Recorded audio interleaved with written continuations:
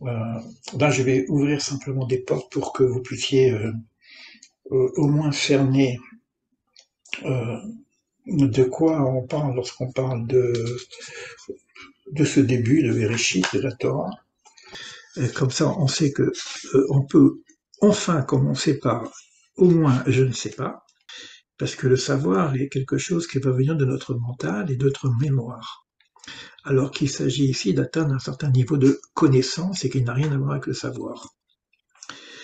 Quand je prends le Zohar de Bereshit, je me suis amusé aussi. Et je vais vous lire le Zohar de Bereshit.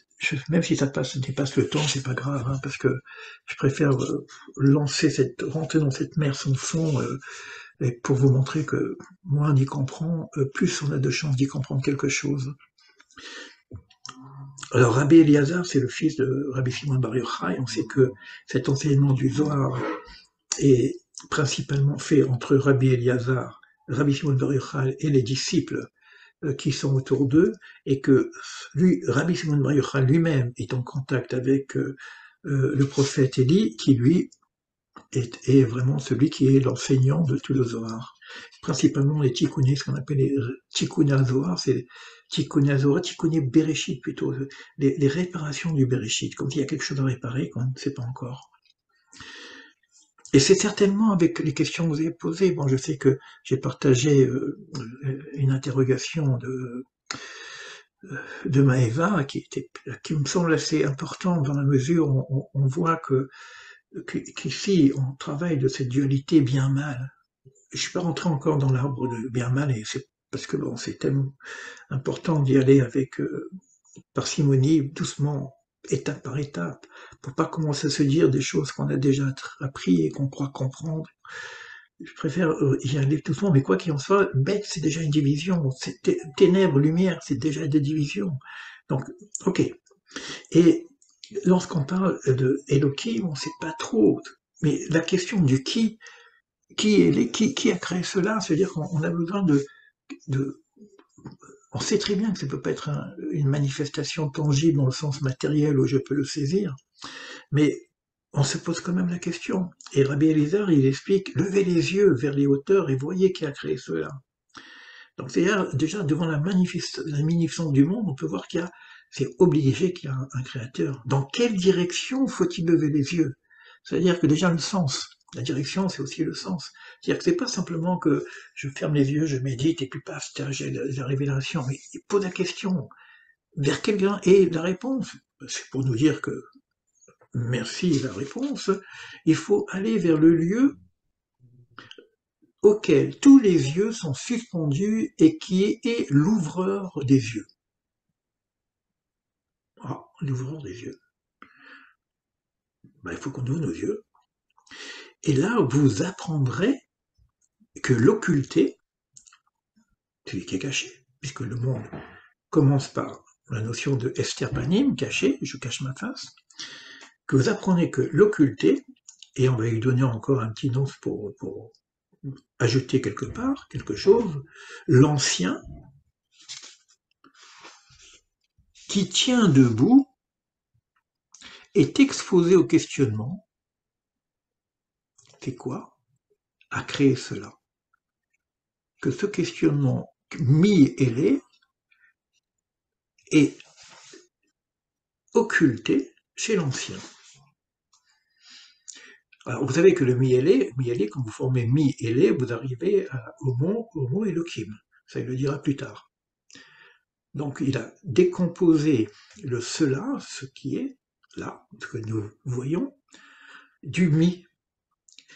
Et alors, quand on parle de ça, moi, je m'interroge, parce que c'est vrai que j'avais pris le maïm, je l'avais coupé en deux, et j'avais dit, ben, dans un maïm, j'ai mi et ma. J'ai donc les questions de base. Et quand je lis les préliminaires du Zohar, et que je vois qu'il dit la même chose, en tout cas, qu'il se pose les mêmes questions, c'est le mi. Ah, quelque part, le mi, il est dans cette ouverture, c'est le mi appelé les limites supérieures du ciel, qu'on a séparé le maïm du mi et d'en haut et d'en bas, il redit la même chose. Donc il y a un mi supérieur du ciel, car tout prend consistance grâce à lui. Comme il est à la fois objet du questionnement et enclos indévoilable, il est nommé mi. Au-delà, il n'y a plus de questionnement. C'est-à-dire que tu ne peux pas aller plus loin au niveau du questionnement. Déjà, si tu arrives à connaître le mi, ben, c'est bon, parce qu'après, il n'y a même pas de nom. On ne peut plus rien dire. Donc, on est quelque chose de ce qui y aurait avant même le principe de création. Cette limite du ciel est appelée mi. Mais il existe une autre limite, inférieure, qui est appelée ma. Merci mon Dieu. Elle se distingue en ce que le premier enfermement est l'objet du questionnement. Lorsqu'un homme questionne cherchant à discerner, à connaître étape par étape, l'ultime étape, il atteint quoi? Ma. C'est-à-dire, tu as compris quoi? Tu as discerné quoi? Qu'est-ce que tu as compris? Et on sait que Ma, c'est aussi l'homme. Est-ce que au moins, parce que Ma, c'est égal 45, égal Adam, au moins tu sais de quoi tu parles, même quand tu parles de toi-même. Tu as discerné quoi? Tu as cherché quoi? Tout le reste aussi fermé qu'à l'origine. Mais tout le reste est fermé. Touchons à ce secret, il est dit. Quoi, Ma, témoignerai-je contre toi et à quoi te ferai-je ressembler? On parle de qui? Ça, c'est les lamentations. Et c'est étonnant parce que les lamentations, ça parle de Jérusalem. Quel rapport? Lorsque le temple fut détruit, une voix jaillit et proclama: Je ferai témoigner quoi? Ma, contre toi. Chaque jour depuis le temps ancien, ainsi qu'il est écrit. J'en prends aujourd'hui à témoin contre vous, le ciel et la terre. Ensuite, en tant que quoi? Moi-même, je te rassemblerai. Tiens, rassemblement. On est en train de reparler de l'histoire de ce qui va se passer. Je vais te reparer de 5 couronnes. Je vais faire de toi le gouverneur du monde. Ça y est, qu'on t'appellera beauté parfaite. Je t'ai appelé Jérusalem, ville de la paix, bâtie comme une ville rassemblée dans l'unité. Tiens, le mot unité qui arrive. Ainsi, moi, en tant que quoi, je serai semblable à toi. Je ne sais pas si vous voyez la puissance, on n'y comprend pas grand-chose, mais rien que la musicalité. Et je le lis en français. Je pense qu'en hébreu, c'est encore plus fort. Alors, j'aimerais bien continuer à lire tout ce texte, parce qu'il revient du mi et du ma. Tu vois, que ce soit pour toi une consolation jusqu'au niveau du quoi. Je te ressemble à tout égard. Ton désastre est grand comme la mer. On parle de la destruction de ce qui s'est passé à Jérusalem. On va parler de plein de choses comme ça.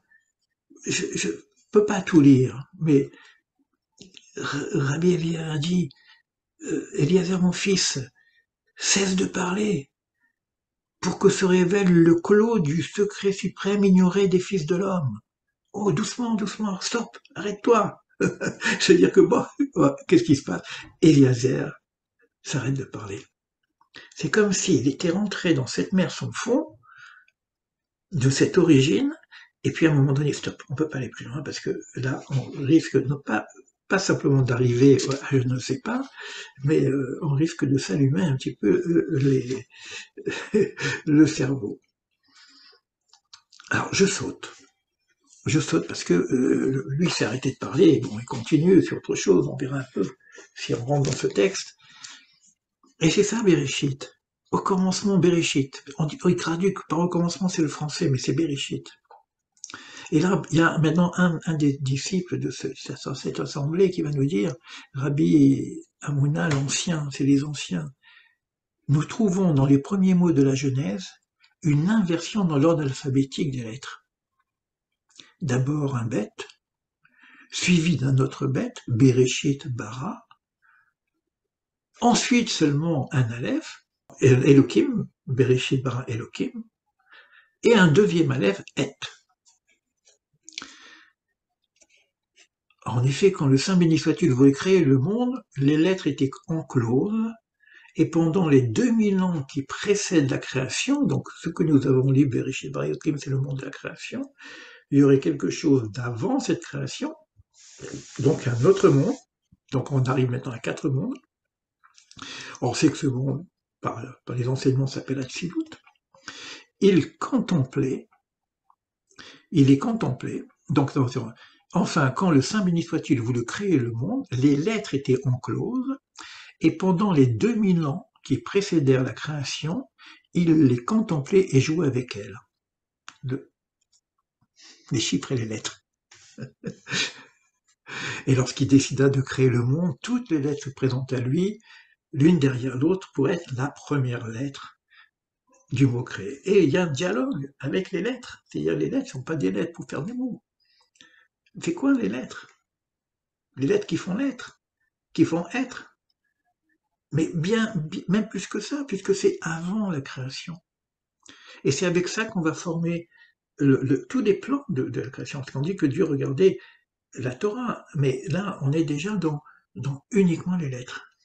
Alors, je ne vais pas vous lire ce texte, magnifique texte sur les lettres qui se présentent une à une, pour dire, faites de moi la première lettre, et on sait que c'est la lettre bête qui se présenta à la fin, puisque Dieu a rejeté toutes les autres. Maître du monde, qui te plaise de créer le monde à partir de moi, c'est grâce à moi que l'on te bénit, Baruch. Tu es source de bénédiction. Donc moi, le bête, je suis donc.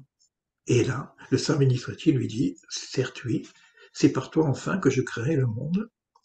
Tu seras l'inaugurateur de la création du monde. C'est-à-dire que l'inauguration du monde, c'est la bénédiction. Et c'est dans le bête. Comme quoi, ce qu'on avait fait comme ça, un peu, c'est pas complètement anodin.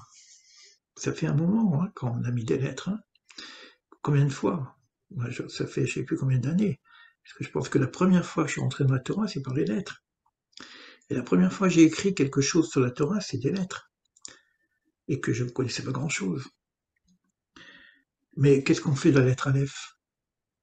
Parce que la lettre Aleph ne s'est même pas présentée. Et le Aleph, elle se présente pas. Et le Saint béni soit-il lui dit, Aleph, Aleph, pourquoi tu te présentes pas devant moi? Comme toutes les autres lettres. Le Aleph, il parle, il répond. Maître du monde, j'ai vu toutes les lettres comparaître devant toi, sans résultat. Qu'avais-je à faire? Et de plus, tu as déjà donné ce cadeau précieux à la lettre bête, et il ne convient pas pour que le roi suprême retire le don qu'il vient de faire à un serviteur, donc les lettres sont des serviteurs, pour l'accorder à un autre. Et le Saint béni soit-il lui dit, Aleph, Aleph, en dépit du fait que je crée le monde par la lettre bête, tu seras la première de toutes les lettres de l'alphabet, je n'aurai d'unité qu'en toi, et tu seras aussi le commencement de tous les calculs de toutes les œuvres du monde. Toute unification repose sur la lettre Aleph seule. Et donc il façonna ensuite les grandes lettres d'en haut et les petites lettres d'en bas. Pour cette raison que l'on trouve deux bêtes, dont la première est grande, et on trouvera deux Aleph. Et Elohim est. Les premiers bêtes et Aleph sont des lettres de l'en haut. Les secondes lettres seront les lettres de l'en bas. Quand je dis que, à la limite, si on n'a pas beaucoup de connaissances et qu'on rentrerait simplement sur ces deux lettres, on aurait peut-être suffisamment de données, je ne veux pas dire de connaissances, d'enseignements, de données pour commencer à affiner, comme si on a des outils qui nous permettraient, on avait dit qu'il fallait voir avec le bête, et là on est invité aussi, et on avait vu tout à l'heure que la notion d'exil et de délivrance, c'est uniquement le Aleph qui montre entre les deux. Donc ce Aleph qui représente l'unité et qui représente aussi la divinité. Par la suite, on verra. Au commencement, Rabbi Yoda dit, que veut dire au commencement? C'est quoi ce mot, Bereshit, pour pas dire commencement? Il signifie sagesse. C'est la sagesse sur laquelle le monde tient et qui permet d'accéder au cœur des suprêmes secrets enclos.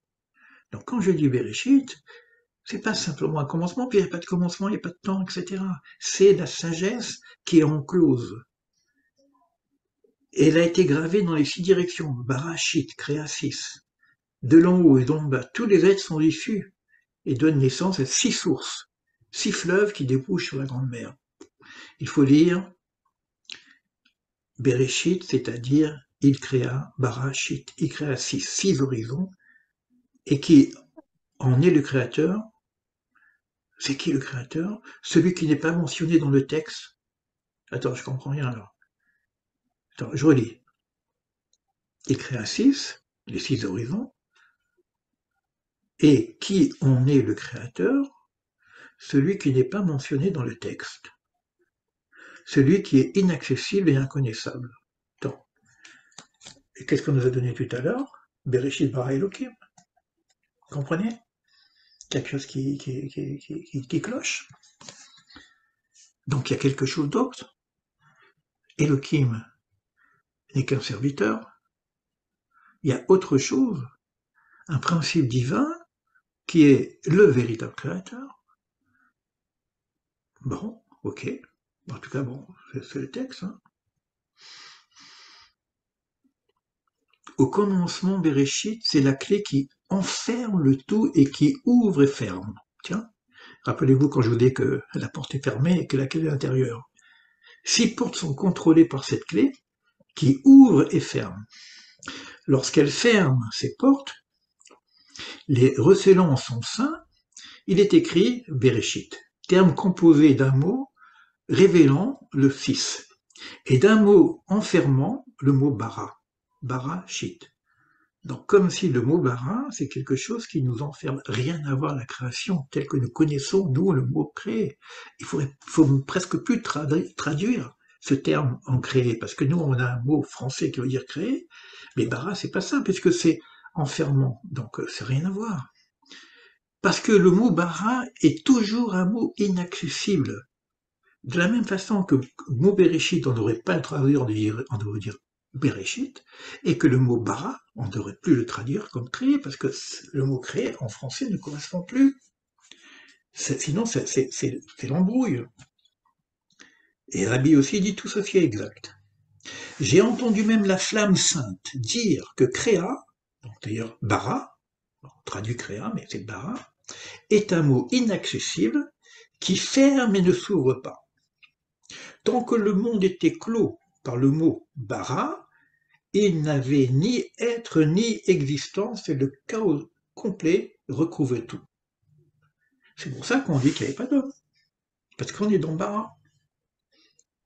Il n'y avait ni être ni existence. Vous comprenez que ce que j'ai dit, moi souvent, je dis, mais ne pensez pas que c'est un... Non, il n'y a rien, parce que c'est fermé tout ça. Lorsque ce chaos règne, le monde n'a ni être ni existence. Ce n'est qu'au moment, alors là, et c'est là encore que je me dis, tiens, encore une inspiration qui fait frémir, et je comprends qu'il y a des gens qui ont été perturbés quand je dis on va faire l'arche d'Abraham. Ce n'est qu'au moment où vint Abraham que cette clé ouvrit les portes et fut en état d'être utilisée et de produire les engendrements. C'est à partir d'Abraham seulement. Qu'est-ce qui s'est passé juste avant? De quoi on parle jusqu'avant? Pourtant, il y a plein de noms. Noé, c'est quoi? Pourquoi? Parce que c'est écrit. Et là, je reprends le terme en hébreu. Parce que je l'ai dit 1000 fois, mais Abraham, il est bien plus tard. C'est dans l'Echlecha. Va pour toi, va vers toi. C'est qui cet Abraham? Et tous ces gens avant le déluge, c'est quoi si c'est bien après que Abraham apparaît? Mais non, il apparaît pas bien après. Quand on dit Ele toldot Hashamim va'aret be'i baram, comme je l'ai dit moi tout à l'heure, Beyom asot Hashem, etc., c'est donc le 2e chapitre. C'est quoi ce petit et? Donc be'i baram, il y a un petit et, je peux pas vous le dire, peut-être, je sais pas si vous le voyez. Non, il faudrait que je mette la caméra. C'est pas grave, je vais mettre la caméra juste un petit moment. Coucou. C'est moi qui parlais. Hein. Je sais pas si. Voilà, je vais vous le montrer. C'est le 2e chapitre ici. Je vais avancer ici. Est-ce que c'est clair? Et vous voyez donc dans le Bei Baram, vous voyez un tout petit et. C'est comme ça que c'est écrit dans la tradition. Voilà, donc c'est pas grave. Je remets mon échelle parce que ça me donne de la transpiration et comme je suis un peu fatigué avec ce qui se passe ici à Tel Aviv, donc je garde mon énergie et je reviendrai à vous. Et là, le texte, il reprend ça. Merci mon Dieu. Il le dit. Et les Toldot Hachamim Vaaret, voici les engendrements des cieux et de la terre lorsqu'ils furent créés. Or, la tradition enseigne que l'expression quand ils furent créés, Be'ibaram, doit être lue avec Abraham. Les lettres se retournaient pour féconder, il en surgit la colonne génitrice du monde Avar, avec le mot Avar dedans. C'est un fondement sur lequel le monde peut tenir. Et là, il va jouer sur le mot Avar. Je ne vais pas rentrer dans le détail, parce que c'est d'une puissance, et il va faire des liens entre le mot Avraham, fondement quelque part, Avar, et Elohim. Donc si vous avez le texte du Zohar, c'est le premier, moi j'ai traduit, j'ai pris le texte qui a été traduit ici, qui est une bonne traduction, de chez Verdier, le top 1. Donc vous êtes à la page 42, et vous pouvez voir un petit peu le lien qui est entre Avraham en tant que celui qui va être l'engendreur quelque part. Voici les engendrements du ciel et de la terre, comme si c'est l'engendreur du ciel et de la terre, le vrai ciel et la vraie terre tel qu'on pourrait l'entendre, eh bien c'est avec Abraham. Au jour où Hachem, Elohim, fit le ciel et la terre. Et on sait que dans cette partie-là, il y a l'association de Hachem et d'Elohim.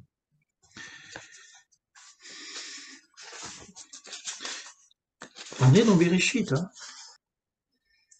Tout est dans ce mot.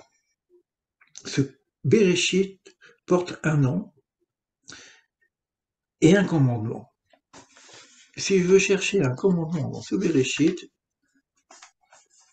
Reshit Rochma, le début de la sagesse, Reshit Bereshit, dans la sagesse, c'est appelé la crainte d'Hachem.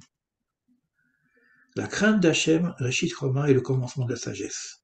Vous le trouvez dans les psaumes 601-10. La crainte d'Hachem, c'est quoi? On a l'impression que c'est la peur. Ça n'a rien à voir avec la peur. Alors, on va dire non, c'est la référence, c'est une peur révérentielle. Elle est tellement grand qu'on va trembler devant cette grandeur. Qu'est-ce que dit le Zohar? Ça nous calme un petit peu, parce que si on doit commencer avec la peur, c'est pas terrible.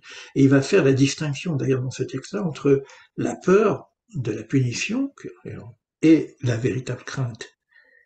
Mais là, le Zohar, il dit, dans les Proverbes, la crainte d'Hachem, c'est le commencement de la connaissance. Veyadat et Hachem, et tu connaîtras Hachem. Et pourquoi ce mot il commence par Bereshit? Et ça donne accès au bitachon, à la confiance. Quand on arrive dans des moments tellement obscurs, on a perdu la confiance. Non, tout ça, ça correspond à la confiance aussi. C'est pour ça qu'on avait vu dans le texte que le bitachon, la confiance qu'a Israël vis-à-vis de Dieu, malgré l'horreur, c'est un très grand secret. Waouh!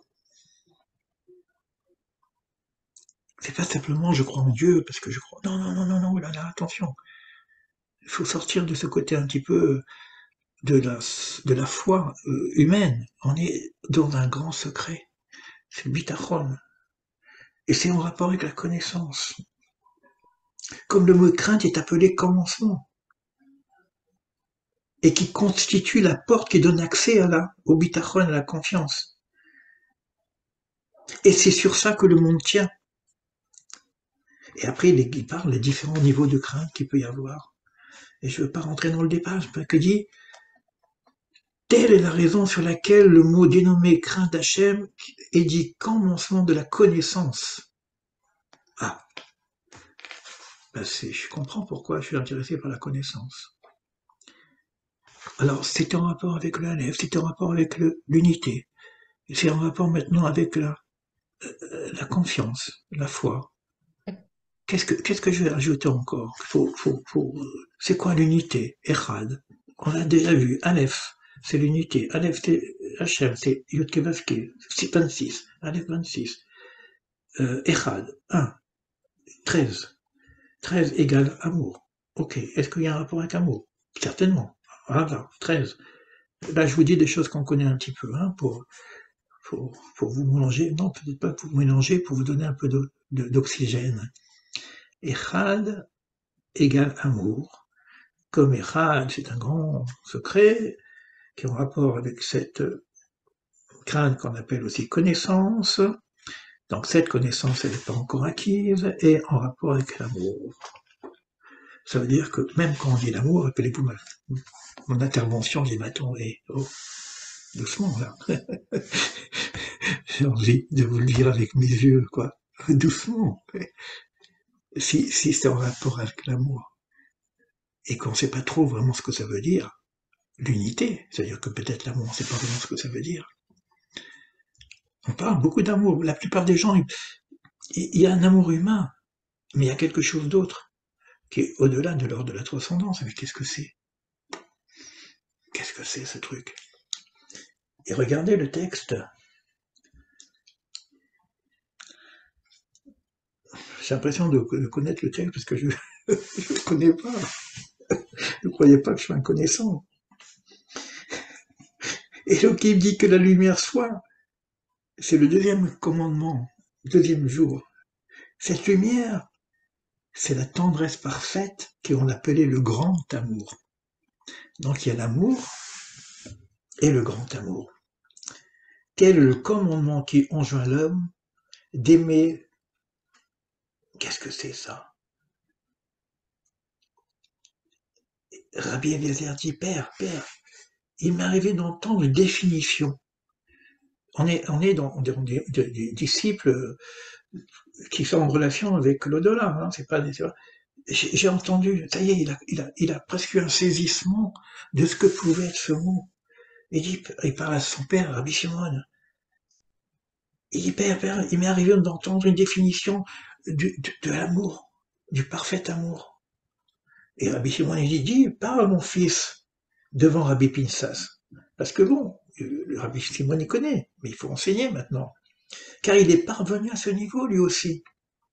Rabbi Eliezer expliqua, le grand amour, c'est l'amour parfait. J'ai pas de mot, il faut que je le trouve en hébreu, parce que je suis venu ici pour m'occuper des petits enfants, je dois regarder le mot. Mais parfait, je ne sais pas ce que ça veut dire en français. Et en hébreu, je crois. C'est une croyance parce que j'ai pas le texte, je ne peux pas comprendre. Mais quelqu'un qui a le texte en hébreu, regardez si c'est pas le mot tam dont on a parlé, ne serait-ce qu'hier, lorsqu'on parlait de la sagesse qui va être transmise à Yaakov, qui est l'homme tam. C'est parce qu'on dit que c'est l'homme parfait aussi. Et c'est la vérité, c'est Emet, c'est la structure du Emet. C'est comme s'il vient me dire que, attends, le grand amour, c'est l'amour du simple.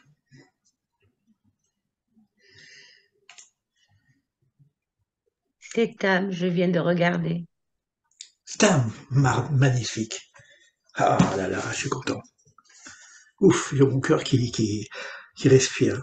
Un cœur qui respire, c'est pas mal, hein, parce que normalement c'est les poumons qui respirent, mais là j'ai mon cœur qui respire parce que je devine quoi dans le texte. Hein. Autrement dit, il faut intégrer les deux aspects. Et ça me fait penser un petit peu à ce que nous a envoyé Maïva, qui a été un peu perdue dans ce mot amour. Elle a bien compris qu'il y avait deux aspects de l'amour, un aspect humain qui fait qu'on ne peut pas aimer vraiment, c'est pas possible. Qu'est-ce que c'est regardez ce qui se passe, cette ordure, etc. Ce monstre, le monstre, il faut que je l'aime aussi, non, il faut pas pousser quand même. Et puis il faut le détruire en même temps. Donc comment je peux l'aimer si je dois le détruire? Et puis il faut que je mange, je dois tuer un animal pour manger, comment ça marche cette histoire, quoi? Donc il y a deux notions de cet amour. Il y a cet amour parfait, idéal, et c'est en rapport alors je sais pas, j'ai pas le texte en hébreu encore, la passion du Saint, qui se scinde lui-même en deux. Donc c'est aussi en rapport avec l'amour pour Dieu. Comme on ne sait pas ce que c'est vraiment l'amour de Dieu, l'amour pour Dieu, l'amour pour mon enfant, je sais, l'amour pour une femme, je peux deviner. Mais c'est quoi l'amour pour Dieu? Et donc on a quelque chose qu'il faut voir qu'il y a un rakia, c'est comme un espace, et il faut être de ces hommes qu'on appelait les masculimes, les sachants, les savants, les disciples qui sont en contact avec des éléments qui sont au-dessus du rakia pour faire le lien entre les deux, entre ce que nous sommes en bas ici et ce qui se passe en haut. Est-ce que j'ai d'autres choses à vous dire comme introduction? Voilà, là, je suis en train de trembler en même temps parce qu'il y a du feu qui est rentré dans ma tête. Comme Rabbi Shimon, il enseigne, on parle toujours du feu qui tombe sur lui, quoi. Euh, et là, il dit encore une chose, bon, l'amour appelé parfait se réalise par deux circonstances.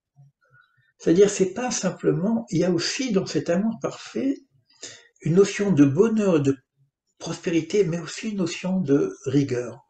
C'est une forme d'équilibre de la balance. À voir. À voir. C'est intéressant quand même comment c'est expliqué. Juste un petit truc, parce que j'ai envie de vous faire un peu de tikkuné, ce qu'on appelle de réparation du Zohar. Et là, j'en ai un petit peu. Bon, j'ai fait tout à l'heure, je voulais préparer. Sincèrement, j'avais envie de préparer un peu. J'ai pris avec moi un livre qu'on m'avait donné à éditer et dont j'ai commencé à faire avec vous. C'est un ami qui est parti de ce monde d'ailleurs, mais qui est dans le vrai monde maintenant, un kabbaliste extraordinaire, d'une simplicité, un homme tam. Je vous dis 3 fois, je l'ai dit, Norbert Seban. Et j'avais envie de commencer un petit peu, parce qu'il a écrit pas mal de commentaires sur les Tikkun Hazohar. Et si je prends un petit Tikkun Hazohar maintenant, alors je vais regarder un petit peu. Alors, qu'est-ce que j'avais commencé?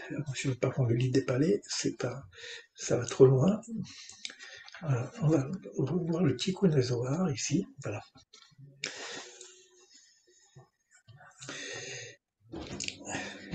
Voilà, ce qu'on avait dit tout à l'heure, j'ai enlevé mon échelle, hein, maintenant je suis au bout de l'échelle.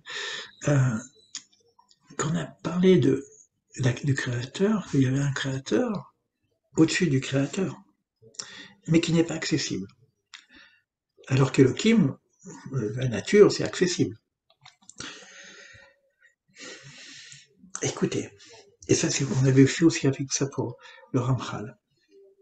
Quand on avait étudié Dad Vunot, il y avait une phrase que j'adorais, que j'ai dit, regardez maintenant, Ani, Ani-Hu. Ani, Ani-Hu. Il y a plusieurs façons de s'adresser au niveau pronom personnel de Dieu.